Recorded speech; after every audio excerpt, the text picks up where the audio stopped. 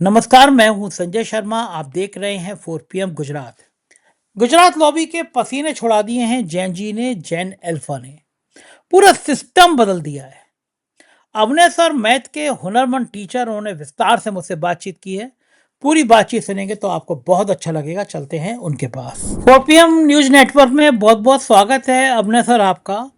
मैं तो देख रहा हूँ कि एक बेहतरीन टीचर, एक बेहतरीन कोचिंग संचालक जो है अवनय जी, वो एक बहुत बढ़िया नेता के रूप में सामने आ रहे हैं।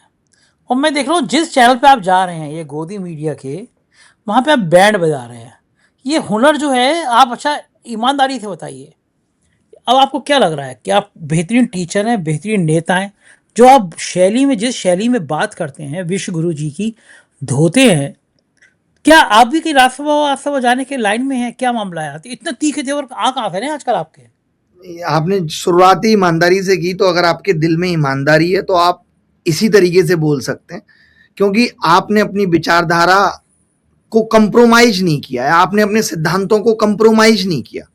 आप हमेशा उस नजर से देखते रहे, आपने हर गलत के खिलाफ बोला। कहीं ऐसा नहीं रहा कि कभी आपका कोई अपना आदमी गलत कर रहा है तो आप पीछे हट जाए, नहीं। तो फिर वो डर अंदर से एकदम खत्म हो जाता है, आप सीना तान के कहीं भी खड़े होते हैं। मैं देखता हूं आज कोई भी कितना बड़ा प्रोटेस्ट हो, कुछ भी हो, मैं अकेला चला जाता हूं। अभी मैं रांची के प्रोटेस्ट में गया, एकदम अकेला। मैंने कहा यार दिक्कत होगी, मैंने कहा कोई दिक्कत नहीं होगी। मैं वहां देख रहा हूं कि मेरे पढ़ाए हुए बच्चे तमाम, और जो है कितने तो उसमें सेलेक्टेड जो ऑलरेडी वहीं पोस्टेड थे, वो आके मेरे लिए घेराबंदी कर रहे हैं। तो वो जो प्रेम कमाया है, निस्वार्थ भाव से जो बच्चे प्रेम करते हैं, उससे ये कॉन्फिडेंस आता है और ये हिम्मत आती है। अब ना सर, जब आपने रांची का जिक्र कर दिया तो बात जी जी रांची जी। से शुरू करते हैं। बड़ी सफाई के संग जो भक्त हैं वो रांची को, प्रोटेस्ट को कंपटीशन में बदल रहे हैं। जंतर मंतर बनाम रांची, सबके स्टूडेंट अच्छा। स्टूडेंट है। हम जैसा जंतर मंतर पे लाठीचार्ज की निंदा, उससे ज़्यादा निंदा रांची पे भी, निंदा में कोई कमी नहीं है। हम लोग आलोचना में कोई कमी नहीं है। और क्योंकि सही बात है कि छात्र पे लाठी चलाने का मतलब ही नहीं है। वो सरकार बड़ी कमज़ोर होती है, नपुंसक होती है, तो छात्रों पे लाठी चलाए, पानी की गोले बरसात चलाए।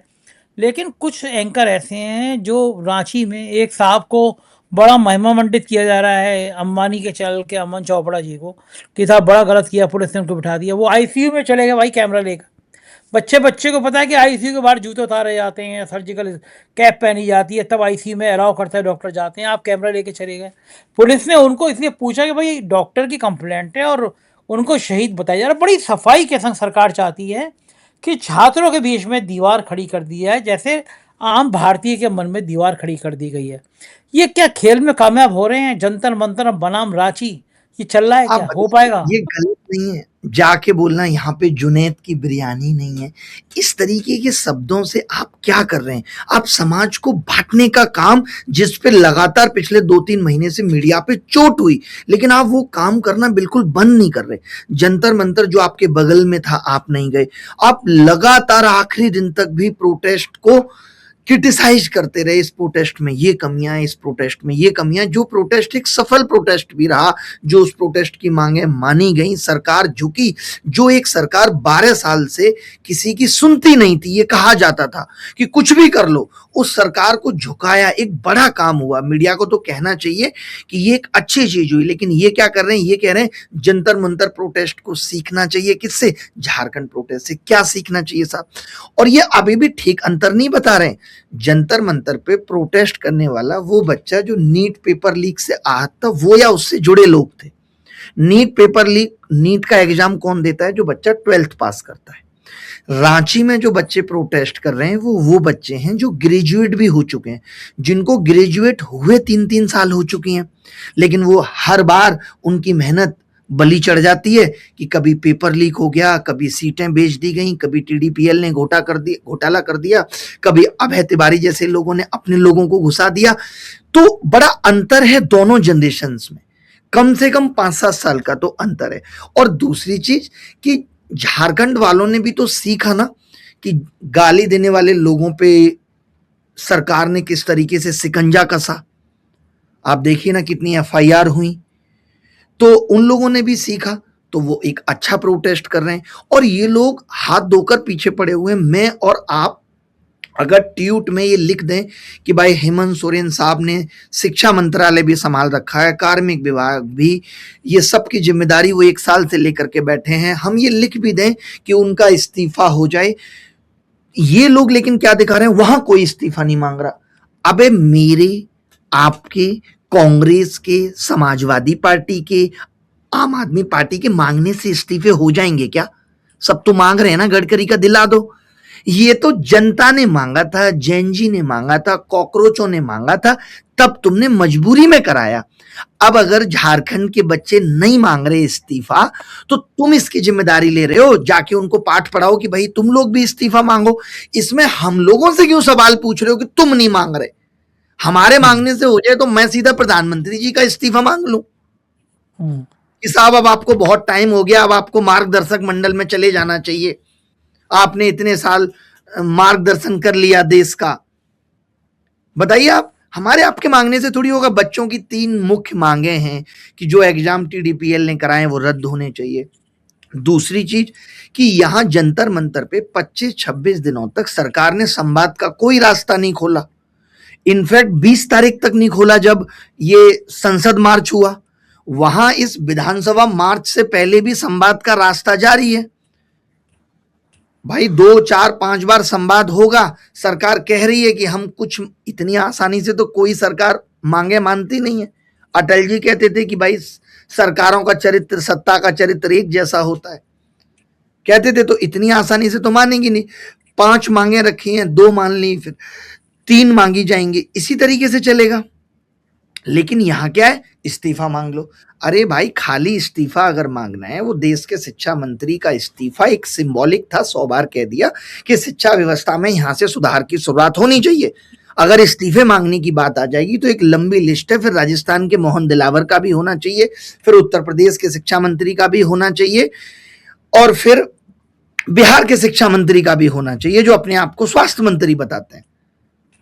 होना चाहिए कि नहीं? तो बात ऐसा नहीं है कि खाली ये इस्तीफे से, ये सरकार के लिए एक सबक था कि भैया सोचो, अगर आप शिक्षा व्यवस्था पे, परीक्षा प्रणाली पे ध्यान नहीं दोगे तो इस देश का युवा छीन लेगा आपसे अकाउंटेबिलिटी। वो चीज था। लेकिन अब डिबेट्स में आप एक ही चीज देखेंगे, सीजेपी पार्टी क्यों नहीं जा रही झारखंड? ये मुद्दा है क्या कि सीजेपी पार्टी नहीं जाएगी तो मुद्दा बड़ा नहीं है, सरकार को नहीं सुनना चाहिए? अभी डिबेट में एक ही बात हो रही है। आप देखो, चाहे वो अमन चोपड़ा जी हो, किसी को भी ले लो, इन लोगों ने वहां के बच्चों के मुद्दों को बहुत नहीं दिखाया है।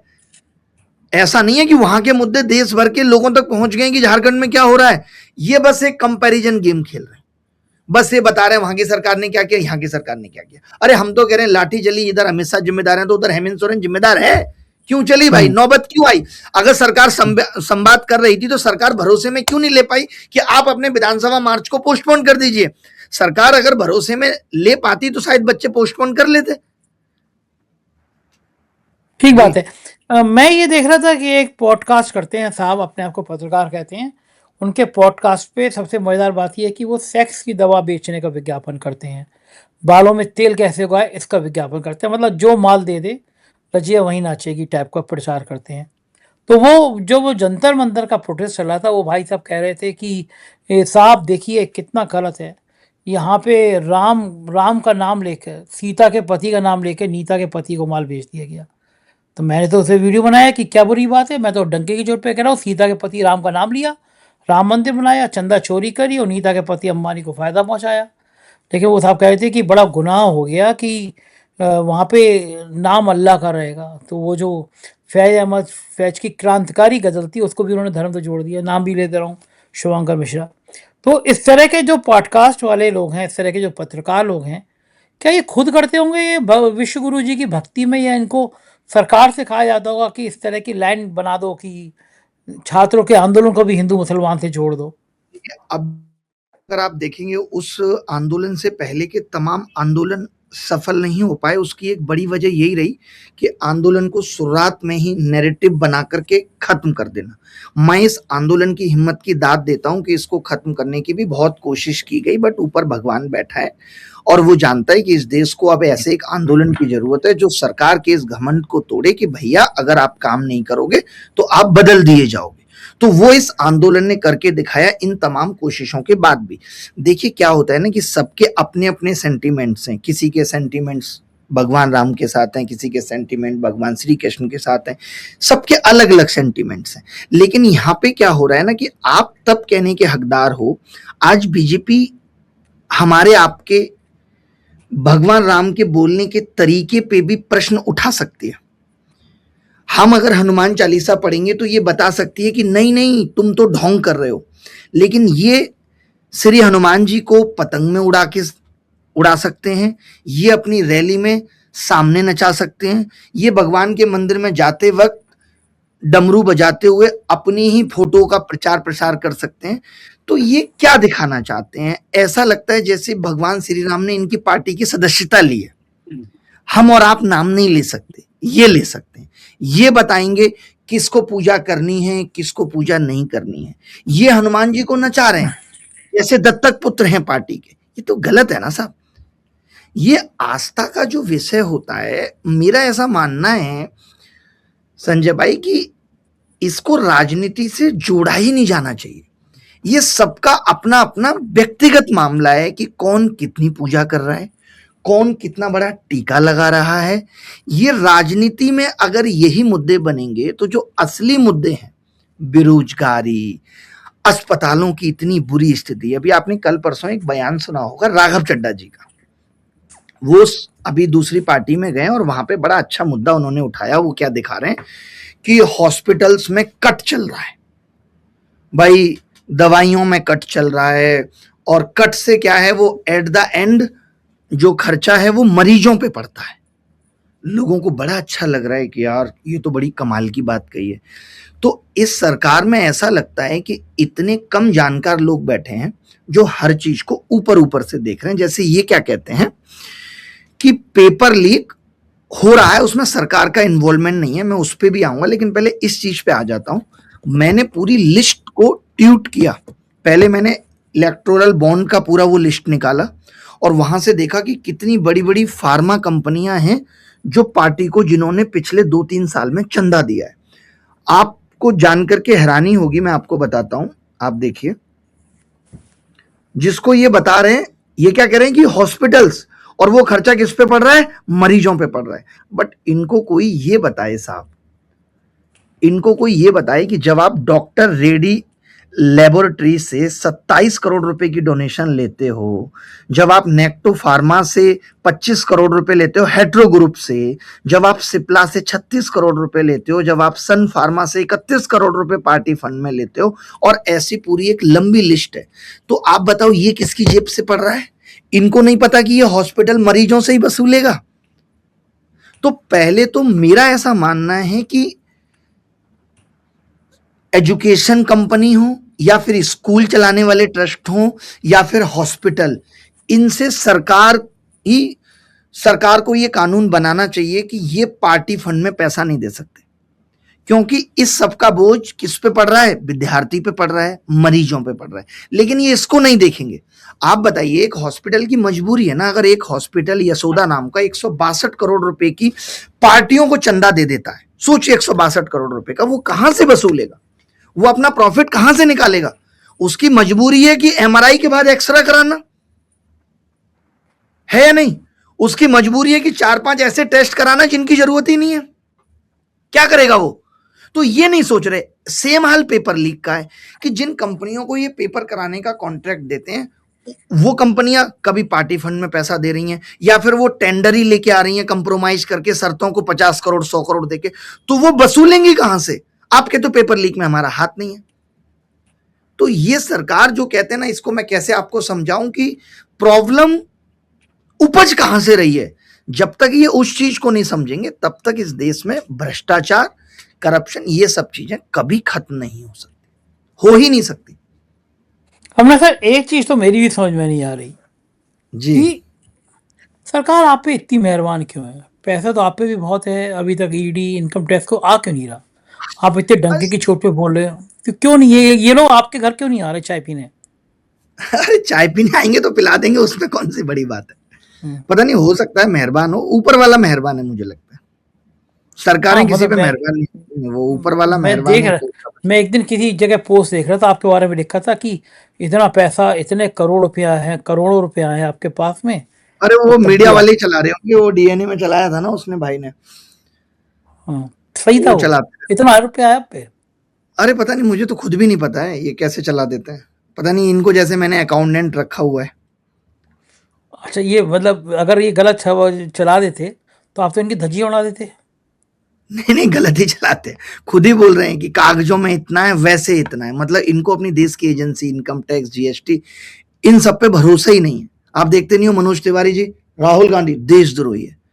इनकी जो हम्म, एजेंसियां हैं, आईबी, एनआईए, इन पे भरोसा ही नहीं है कि कोई आदमी देशद्रोही होकर देश के अंदर रह रहा है।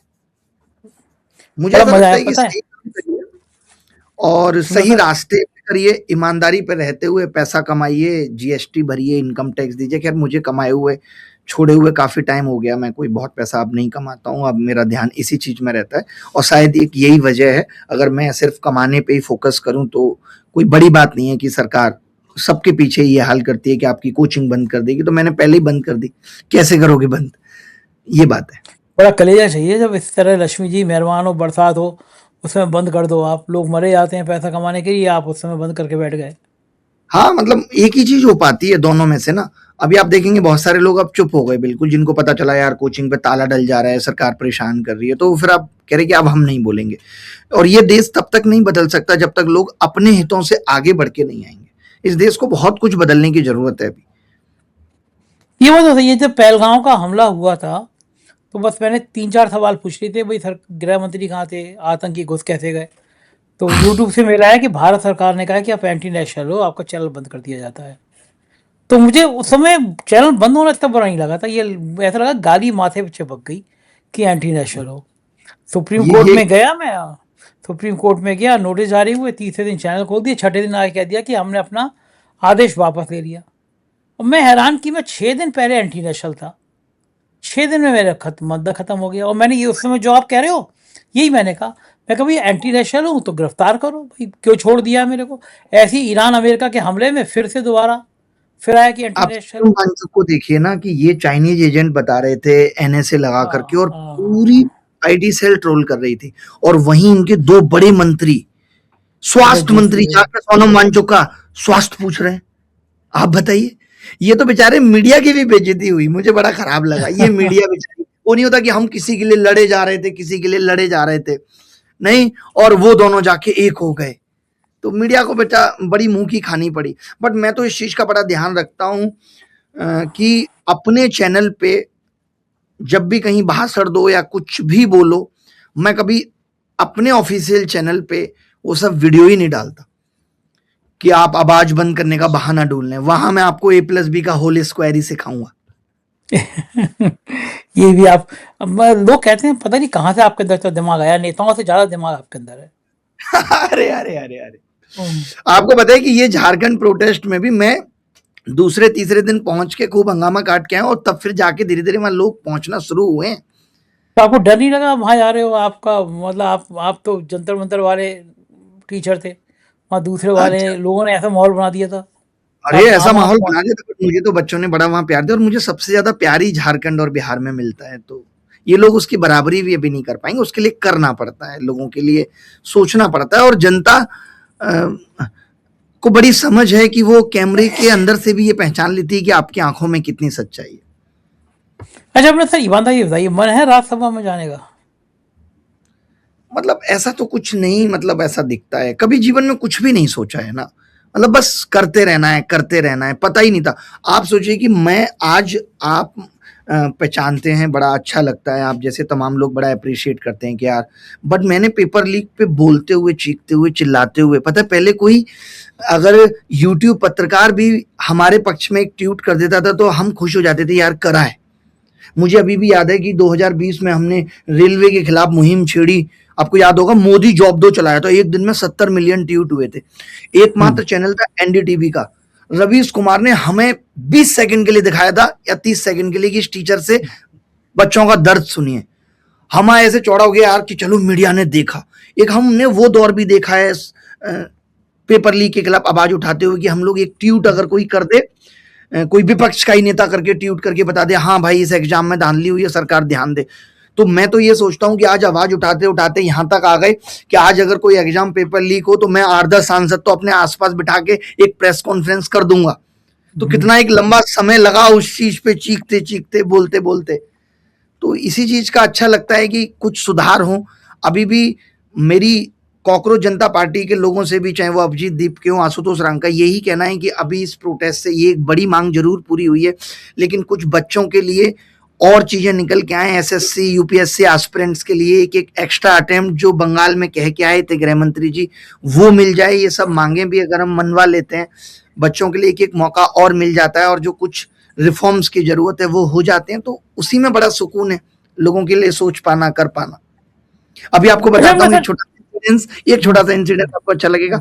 हुआ क्या, सीपीओ का एग्जाम हुआ। सीपीओ में जो भर्ती होती है वो Delhi police sub inspector, CISF sub inspector, border security force sub inspector. उसमें क्या हुआ, सब कुछ ठीक चल रहा था। मेडिकल के बाद जब रिजल्ट आता है तो उसमें इन्होंने क्या किया, 6 बच्चों को ईडब्ल्यूएस कैटेगरी से हटा दिया, उनकी पोस्ट ही बदल गई साहब। जब आप ईडब्ल्यूएस का रिजर्वेशन उनका हट जाएगा तो उनको नीचे की पोस्ट मिल जाएगी। मैंने खुद डायरेक्ट चेयरमैन साहब को कनेक्ट करने की कोशिश की, उन तक खबर पहुंचवाई, कोई हल नहीं।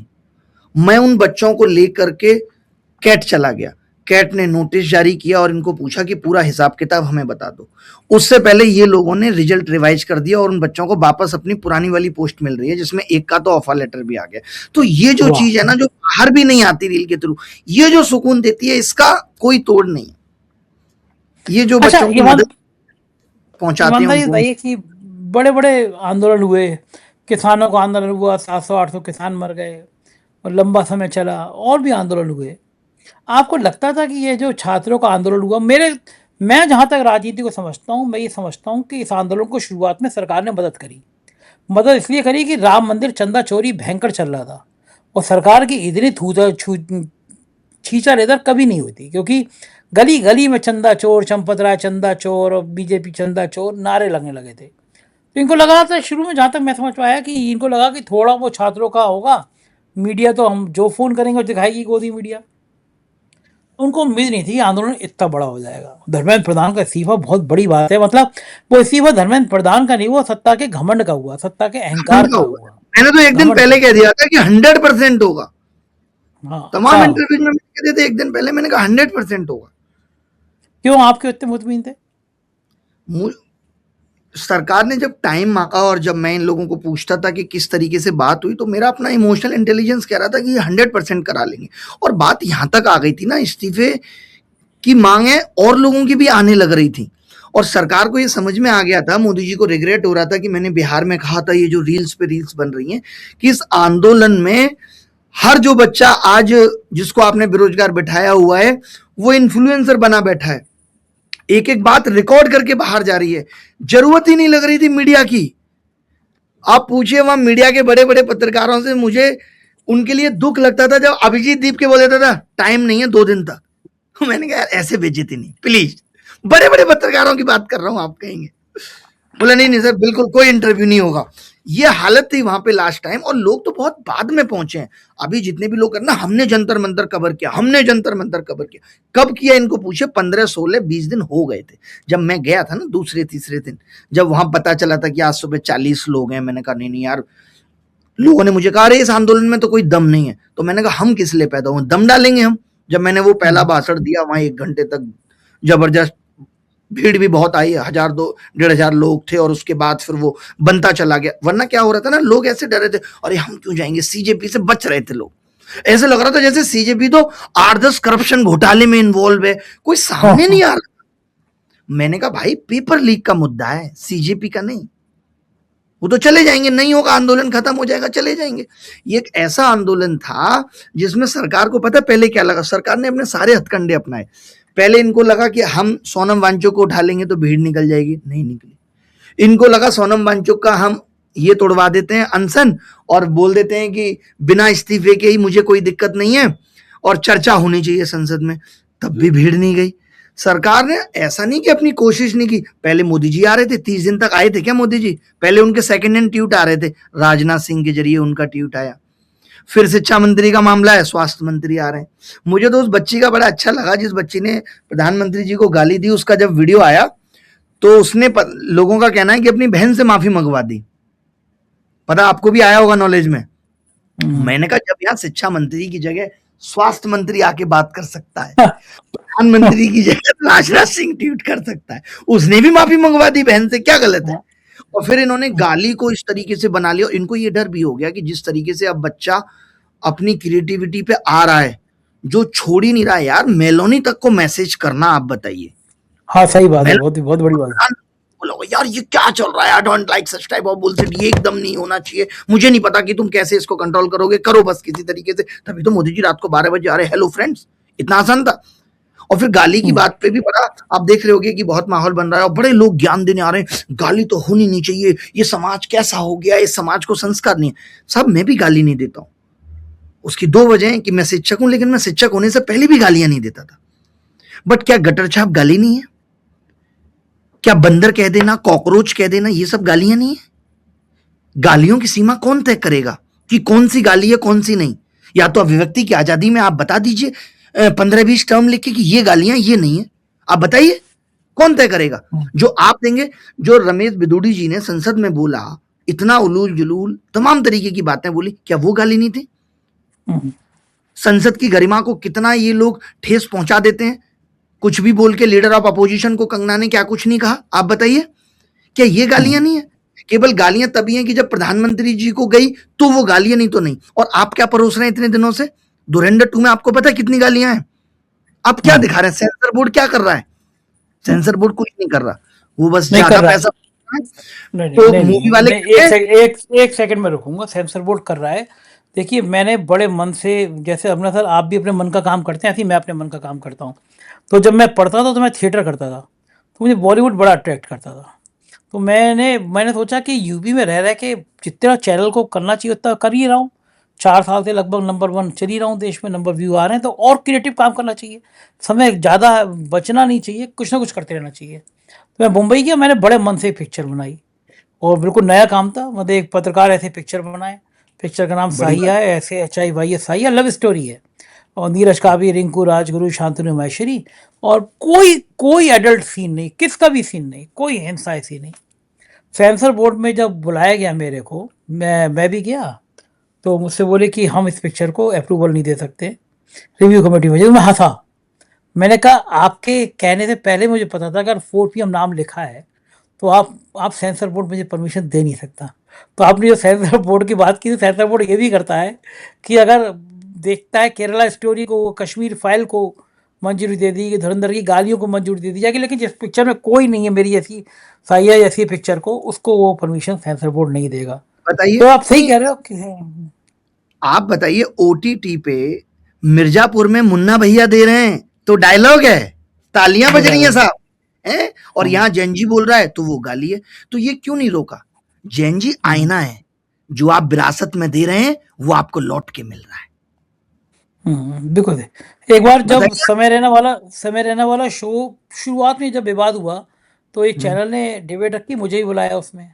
तो सब लोग समय रैना को और इलाहाबादिया को गाली दिए पड़े थे कि ये तो संस्कारहीन लोग हैं और बर्बाद कर दिया। तो मैंने उसमें एक तर्क रखा कि भैया इनको सुनने के लिए 2000 रुपये का टिकट लेके जा कौन रहा था? मेरे और आपके बच्चे ही तो जा रहे थे। सही बात है। मेरे बच्चे भी थे, मेरे बच्चे खुद के बच्चे भी थे, जिनको समय रहना अच्छा लग रहा था। मेरे अभी दोस्तों भी के लग रहा बच्चे है, जिनको समय रहना अच्छा लग रहा था, वो आ गया और दुनिया हाँ, पसंद कर रही है। पसंद लगाइए कर रही पता है। कौन पसंद कर रहा है? तो कौन है ये जैन जी? क्यों पसंद कर रहे हैं? आप समाज को अपने आईने से गोमूत्र पिला के बच्चों को पाल लेंगे, कावड़ यात्रा निकाल के बच्चों को पाल लेंगे। बच्चा बदल गया है, उसकी सोच अलग है, वो आपकी हम अब तो उसको कह अब रहे हैं अच्छा ये गलत है, ये गलत है, तो आप नैतिक शिक्षा क्यों नहीं दे पाए? हाँ, क्यों नहीं सिखा पाया बताइए आप ना। समाज को? हाँ, आप क्यों नहीं समझा पाए समाज को? आपने ठीक वक्त पे उसको जॉब नहीं दी। आज इंस्टाग्राम पे क्या हो रहा है? अश्लीलता, वल्गैरिटी सब कुछ अवेलेबल है।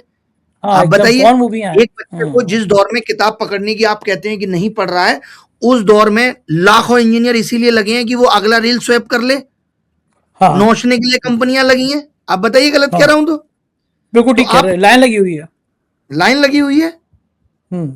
नहीं, और फिर आज मतलब अलग अलग तरीके की चीजें। जैन जी को जो है यार, हमारे आपके दौर में हमारी टेंशन होती थी कि 4 लोग क्या कहेंगे, जिस उम्र में हम आप थे। जैन जी से पूछिए, उसकी उम्र में ये टेंशन है कि 4 लाख लोग क्या कहेंगे।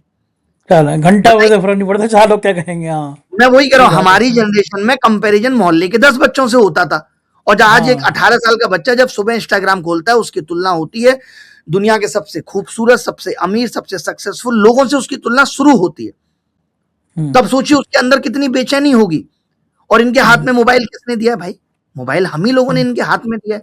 और सही मोबाइल नहीं बात है। दिया, हमने इनको दुनिया का कंपटीशन पकड़ा दिया है। तो इसमें सारी गलती जैन जी की नहीं है। ये सोचिए कि हाँ। हमने एक ऐसी डिजिटल दुनिया बना दी है जहां करोड़ों जैन जी रोज घंटों मोबाइल पे है। इनको नहीं दिखा था, आपको पता है कॉकरोच जनता पार्टी को ज्वाइन करने की शर्त क्या थी? जो 11-11 घंटे मोबाइल पे रहते हैं, आलसी है। ये देश के प्रधानमंत्री के लिए चिंता का विषय था, जिस दिन 3 दिन में 22 मिलियन लोग जुड़ गए थे। हम्म। नहीं था चिंता का विषय। आप बताइए हम्म। फिर, और वो क्या हम्म। सीखेगा इंस्टाग्राम पे? हम्म। आप बताइए, अच्छा। उस दुनिया में सबसे ज्यादा क्या बिक रहा है इंस्टाग्राम पे? गुस्सा, गाली, हम्म। नफरत, अश्लीलता, ट्रोलिंग, कंट्रोवर्सी, सनसनी, ये सब बिक रहा है। तो आप क्या यही उससे दिख रहा उम्मीद है। करते हैं कि वो संस्कार सीख रहा है? नहीं। आप एक कमरे में साफ धुआं भर दीजिए और फिर कहिए कि साफ सांस लीजिए, कैसे ले लेगा? हम्म। आप कहते हैं जैन जी में पेशेंस कम हुआ है। क्यों भाई? आज इंस्टेंट फूड अवेलेबल है, इंस्टेंट डिलीवरी अवेलेबल है, इंस्टेंट एंटरटेनमेंट अवेलेबल है। वो बेचारे को सक्सेस भी इंस्टेंट चाहिए, और मोदी जी ने कह दिया पढ़ लिख के क्या करना है। कभी आपने सुना मोदी जी ये प्रमोट करते हैं कि पढ़ाई लिखाई बहुत जरूरी है? वो क्या करते हैं चुनावी भाषण में? उन्होंने पता किन लोगों को अवार्ड दिए हैं हमेशा? जो लोग गेम खेलना सिखा रहे हैं, उनको प्रमोट करते हम्म। हैं। कहते हैं ये जो रील्स पे रील्स बन रही हैं, उसके आगे की लाइन बोलना भूल जाते हैं कि इसके पीछे लाखों इंजीनियर्स की मेहनत लग रही है। बेटा, अच्छे इंजीनियर्स भी बना जा सकता है। बताओ आप। तो सवाल यह है कि ये इंस्टेंट की आदत किसने लगाई है? पूरे दिन में 10 बार नोटिफिकेशन आता है, 10 मिनट में खाना। कौन सा खाना खिला रहे हैं भाई? 10 मिनट में खाना आ रहा है। कंपनी कहती है आज ऑर्डर करो, आज डिलीवरी। रील्स कह देती है 30 सेकंड में इतना एंटरटेनमेंट की पूछिए मत। एडवर्टाइजमेंट ऐसे चल रहे हैं, आपको लगता है कि कंज्यूमर प्रोटेक्शन को ठीक से काम कर रहा है? कितने बच्चे 99 रुपए में फर्राटेदार इंग्लिश सीखिए, जिंदगी बदल जाएगी। और उस सोचिए पूरी इकोनॉमी जहां उन्हें इंस्टेंट ग्रेटिफिकेशन बेच रही हो, और फिर वो सोसाइटी लेक्चर दे रही है कि तुम्हारे अंदर पेशेंस नहीं है। ये हिपोक्रेसी अच्छा। नहीं तो क्या? मैं आज अपना एक शो स्टार्ट कर रहा हूं संजय भैया। तो एक शो मैं अपना लेके आ रहा हूं, एक अलग यूनिक शो होगा जिसमें मैं अरे देश हित वाह। की बात, ठीक है? कब कब से तो ये तो खुलासा कर रहे हैं आप भाई, पहले तो कभी जिक्र आया नहीं ना शायद, ये ना। नहीं नहीं, कभी नहीं आया, तो अभी अरे कर रहा वाह। हूं जिसमें मैं देश हित की बात कर रहा हूं। मैं बताना चाहता हूं लोगों को कि आत्मनिर्भर भारत का सच क्या है। मैं बताना चाहता हूं कि डिजिटल इंडिया क्या होना चाहिए था और क्या है। इस तरीके की वाह। बात है, लोगों को अवेयर करना चाहता हूं मैं। तो मैं कब उसके से आएगा लिए प्रोग्राम ये? बस कब बहुत से शुरू जल्दी कर रहे हैं? आएगा। बहुत जल्दी, वाह। बहुत जल्दी। तो क्या बात है। मैंने क्या किया, तो मैं उसके लिए एक थिएटर देखने गया, ठीक है? और जब मैं उस थिएटर को देखने गया तो उस थिएटर में बड़ा मुझे खराब भी लगा कि कोई भी मूवी नहीं चल रही थी। और मतलब मूवी चल रही थी बट कोई भी देखने वाला नहीं था। मैंने पूछा ऐसा क्यों, चल क्यों रही है? बोले एडवर्टाइजमेंट वालों को कंपलसरी होता है ये दिखाना कि मूवी चल रही है। आपको दिखाता हूँ हिप्पोक्रेसी। ये लोग कहते हैं ना, प्रधानमंत्री कहते हैं हिप्पोक्रेसी की सीमा होती है। आप देखिए साहब, ये हिप्पोक्रेसी की सीमा दिखा रहा हूं मैं आपको। ये गजब देखिए, आदमी है आप भी। ये देखिए आप, इसमें मूवी हाँ। चल रही है, नीचे क्या लिखा है पढ़िए? धूम्रपान करना हाँ। स्वास्थ्य के लिए हानिकारक है, और हाथ में सिगरेट देखिए। और हाँ। पता है सिगरेट पीने वाला व्यक्ति कौन है? पहचान पा रहे हैं? नहीं नहीं नहीं, थोड़ा धुंधला दिख रहा है, कौन दिख रहा है? मैं थोड़ा आगे, अब बताइए, पहचान पा रहे हैं? अच्छा, ओके ओके। अरे क्या पहचान नहीं पा बात है। रहे आप? नहीं, थोड़ा सा कंफ्यूज हो रहा हूँ मैं, शक्ल तो याद अरे है। अरे, ऐसे मजा नहीं आएगा अगर आप पहचानेंगे नहीं। मैं चाहता हूं आप वो जो बोलें। थोड़ा ये ना लाइव वो स्क्रीन पे ना उल्टा रिवर्स दिख रहा है ना, कोई बात नहीं, इसलिए मैं आप आपको बताइए। पूरा क्लियर दिखाऊंगा। अभी आएगा, चेहरा भी आएगा। अभी सिगरेट देख हाँ। लीजिए पहले आराम से, हाथ में की सिगरेट दिख रही है ना? अच्छा, अरे अपने सांसद जी जिंदाबाद। अब देखिए नीचे क्या लिख रहा है? गोरखपुर धूम्रपान करना सांसद। स्वास्थ्य के लिए हानिकारक है, और सांसद जी सिगरेट पी रहे हैं पिक्चर में ही सही, जिनको आपने नीति बनाने के लिए भेजा हुआ है। ये है hypocrisy, this is called hypocrisy. और आप उस दौर में क्या सिखाना चाहते हैं? अरे बच्चे क्या सीख रहे हैं, और दो बच्चे कैसी बैठे हैं है। सामने, बच्चे दो बैठे हैं सामने, तो बच्चे सामने क्या बैठे सीख हैं। रहे हैं? ये बताते हैं कि यार ये जनरेशन, लेकिन इनको प्रॉब्लम एक्चुअली गालियों से नहीं है। मैं आपको बता दूं संजय भैया, इनको प्रॉब्लम है कि ये पीढ़ी सवाल पूछती है। बस वो हमारी आप समस्या है। हाँ, हमारी आपकी जनरेशन ने खराब नौकरी में भी 30 साल निकाल दिए क्योंकि हम सोचते थे लोग क्या कहेंगे। लोग हमारी क्या कहेंगे? आपकी जनरेशन गलत रिश्ते निभा देती है सालों साल, लोग क्या कहेंगे। हम लोग मन का काम नहीं किए, अरे यार लोग क्या कहेंगे। जैन जी कहता है लोग क्या कहेंगे, लोगों की प्रॉब्लम है। अगर ये भी मैं सोचूंगा कि लोग क्या सोचेंगे तो फिर लोग क्या सोचेंगे। ये बिल्कुल सही जनरेशन बात बात जैन जी मेंटल पीस की बात करती है। हमने आपने कभी वर्क लाइफ बैलेंस की बात की? नहीं, ये करती है। ये जब इंटरव्यू देने आती है तो पूछते हैं कितने घंटे काम कराएंगे। अगर बॉस गलत है तो ये बॉस को भी गलत कह देती है। ये ऐसा है। नहीं वो है कि पुरानी किसी भी परंपरा को सिर्फ यूं ही मानने के लिए तैयार हो जाएगी जैसे हम लोग मान लेते हैं। ये प्रॉब्लम है। ये तभी मानेगी जब आप इसको कोई अच्छा तर्क देंगे, वरना ये आपकी किसी भी बात को नहीं मानेगी। तो बात ये है। अच्छा अपने सर, ये अपने विश्वगुरु जी अचानक इंस्टाग्राम पे हेलो फ्रेंड्स कहने आए क्यों? क्या लग रहा है? नहीं नहीं, उनको ये लग रहा है कि मैं ना वो जेन जी ये जनरेशन है, ये इंस्टाग्राम पे है, सबको ही लग गया है, तो मैं इससे बात करूंगा, वो एक दो बार लोग सुन रहे हैं और फिर देश के सारे सांसद सब मिलके लग जाते हैं मोदी जी की रील्स पे इतने व्यू आए हैं, इतने व्यू। यार एक बात बताओ, एक लड़का है अभिनव बिष्ट, आपको पता है उसकी रील्स पे कितने व्यू आए हैं बताऊं? 183 मिलियन। और प्रधानमंत्री बाप जी रे। के 314 या 400 मान लेते हैं, तो लगभग आधा है। तो क्या उसको आधा प्रधानमंत्री बना दो, उप प्रधानमंत्री उसको भी बना दो? यार ये लोग कैसे कैसे लॉजिक देते हैं कि ऑस्ट्रेलिया में बहुत भीड़ आई है, ये देखो पीएम पॉपुलर है, मीडिया दिखा रही है। यार पॉपुलैरिटी विल डिसाइड कि पीएम अच्छे हैं बुरे हैं, राहुल गांधी कम पॉपुलर है या और कोई व्यक्ति कम पॉपुलर है तो वो अच्छा नहीं है, लेकिन जो पॉपुलर है वो अच्छा है। अरे साहब जाकिर खान जाते हैं ऑस्ट्रेलिया में, बहुत भीड़ आती है। अपने भैया, मैं इस समय आपसे बात कर रहा हूँ तो मैं सिडनी में बैठा हूँ। पिछले 11 दिनों से यहीं हूँ। और जी। वो जो ऑस्ट्रेलिया का सच है ना, मैं तो सुन के मेरे होश फाख्ता हो गए कि अच्छा। 2014 में जब प्रधानमंत्री जी आए थे, तो 2014 में जो करता धरता था, विश्व हिंदू परिषद का नेता था, इधर 2014 में वो गए, वो जेल चला गया। 30 मुकदमे रेप के थे, सिर्फ मात्र 30। हम्म। वो जेल चला गया। ओ। इस बार प्रधानमंत्री जी आए तो 30,000 लोगों को लाने के लिए, बस ट्रेनें हवाई जहाज लाने के लिए सिर्फ 30,000 लोग लाए गए थे। अंबानी अडानी से कह दो मैं और आप जाऊं तो 40,000 लोग अगर अंबानी अडानी चलेंगे तो अगले दिन ऑस्ट्रेलिया में सिडनी में 40,000 लोग आ जाएंगे। प्रधानमंत्री ज्यादा लोग, अरे 40,000 सब लोग पहले लाना कितना बड़ा काम है? पहले व्यूज, जब प्रधानमंत्री जी के व्यूज आए तो मैंने पता किया व्यूज पे भी कि यार व्यूज कैसे आ सकते हैं, तो पता चला 6,80,000 रुपए का खर्चा है, 300 मिलियन आ जाएंगे। 6,80,000 में, ये सब बहुत नॉर्मल बात है। और इससे डिसाइड नहीं होगा कि कौन बेहतर है कौन नहीं। यार आप एक बात बताइए, आज बच्चा डिग्री लेके बैठा है, मेहनत करते करते हमने ये सिखाया था तुम्हारी जिंदगी बन जाएगी, और बेचारा पढ़ाई कर रहा था, भर्ती का इंतजार करता है, भर्ती आती है, परीक्षा का इंतजार करता है, परीक्षा हो जाती है, रिजल्ट का इंतजार करता है, उसके बाद पेपर लीक हो जाता है, कहीं चीटिंग हो जाती है, फिर कोई भर्ती कोर्ट में फंस जाती है। फिर आप बताइए कि हम उस 27 साल के युवा से पूछने लगते हैं बेटा अभी तक सेटल नहीं हुए तुम? तो ये जो सही सिस्टम बात उसको फील कर रहा है, ये किसकी जिम्मेदारी थी कि आप उसको एक फेयर अपॉर्चुनिटी नहीं दे पाए? आज सोचिए, इस डर से युवा किताबें छोड़ रहा है, ये डर होना चाहिए हमारा। आज किसान अपने बेटों को कहता है कि बेटा तुम खेती मत करना, तुम पढ़ाई लिखाई करके कहीं दूर सेटल हो जाओ। क्यों? क्योंकि उसका सड़ा आलू 1 रुपए में बिक रहा है, टमाटर सड़कों पे मारा फिर रहा है। उस एक किसान आज खेती करके सम्मान पूर्वक जीवन नहीं जी पा रहा है और वो अपनी आगे आने वाली पीढ़ी को खेती नहीं करने देना चाहता है। तो क्या ये देश के लिए चिंता की बात नहीं है कि आगे अन्न कौन उगाएगा? बताइए आप। ठीक बात है, ये ये ज्यादा सब चिंता की बात है। तो ये ये ज्यादा सब चिंता के विषय नहीं है। इनको क्या है, भीड़ कैसे इकट्ठी, एक्चुअली क्या है ना, इसीलिए इन्होंने जंतर मंतर के प्रोटेस्ट को भी समझ लिया था कि ये इनका वाला ही है, ऑर्गेनिक नहीं है। ये अपनी तरह समझ हाँ, गए थे इस हाँ। अभी भी तो यही एक चीज चलता है ना। और, अभी भी मीडिया एक चीज कहता और है अरे लास्ट में अपोजिशन पार्टियों ने आकर के हाईजैक कर लिया, अपनी रोटियां सेक ली। तुम सेक लेते यार, तुम्हारे हाथ में सरकार है, 21 राज्यों में तुम्हारी सरकार है, गैस चूल्हा सिलेंडर से लेकर के तवा तुम्हारे पास है, लाइटर तुम्हारे पास है, तुम्हारे होते हुए इन सब के ये रोटियां सेक ले रहे हैं। बताइए। ठीक बात है, सही बात है। वो जो है, मेरे को एक और चिंता की बात लग रही, कभी ऐसा गोदी मीडिया का लाइव डेमो कभी नहीं हुआ। मैं हिंसा का पक्षधर नहीं हूँ, लेकिन मुझे लगा कि ये गुस्सा तो कभी आगे भी बढ़ सकता है। नोएडा के हम्म। स्टूडियो में भी डर के माहौल था कि कपड़े अगर फटे हैं सड़कों पे, तो जो हिंदू मुसलमान कर रहे हैं बैठ के, तो लोगों को जैन जी तो ये भी समझा सकता है कि यार ये ठीक नहीं है, तुम लोग समाज में नफरत फैला रहे हो। गोदी मीडिया के प्रति इतना गुस्सा क्यों था? वो मुझे दिल्ली में भी दिखाई दिया और बाकी जगह भी दिखाई दिया। मैंने 1 महीने पहले कहा था, जब पेपर लीक पे हम लगातार चिल्ला रहे थे, चीख रहे थे कि जब भी पेपर लीक पे आंदोलन होगा, रिवॉल्यूशन होगा, तो सबसे पहले मीडिया टारगेट होगी। 1 महीने पहले का मेरा वीडियो था इस प्रोटेस्ट से, और बाप वही रे! सेम चीज हुई।